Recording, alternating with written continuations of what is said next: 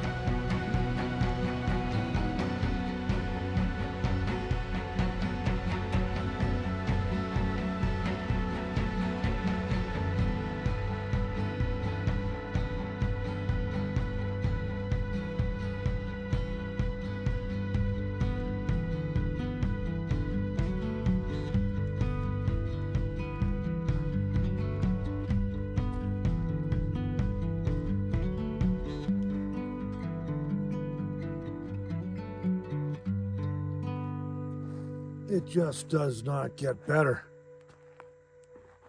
It's amazing. We're in the Bighorn Mountains, right up at the pass. I forget the name of it off the top of my head. I'll put it on the screen. We're like right about 10,000 feet. It's chilly. We were wishing we brought jackets. It was 90 in the valley, and this is how we wrap it up. Oh, and at least 4 moose and countless deer.